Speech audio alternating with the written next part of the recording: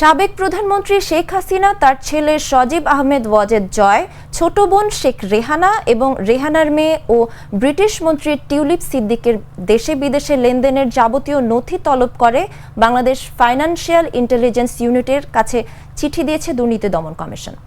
আজ মঙ্গলবার দুদকের প্রধান কার্যালয়ে পাঠানো চিঠিতে সংস্থাটির অনুসন্ধান টিম সন্দেহভাজন ব্যক্তিদের নামে পরিচালিত অফশোর ব্যাংকের হিসাব বিবরণী সহ সব অ্যাকাউন্টের বিস্তারিত তথ্য চেয়েছে। পাশাপাশি অনুসন্ধান টিম প্রথম দফায় অভিযোগ সংশ্লিষ্ট ব্যক্তিদের ব্যক্তিগত নথিপত্র তলব করে নির্বাচন কমিশন এবং ইমিগ্রেশন ও পাসপোর্ট অফিসের নথি তলব করেছে।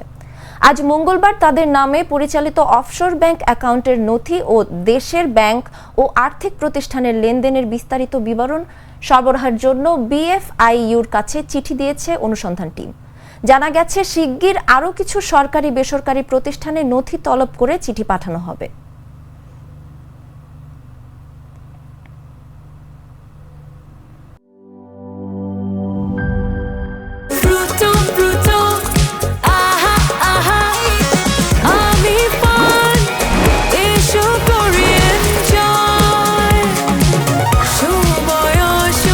প্রাণ ফ্রুটো, সময় অসময় ফ্রুটোময়।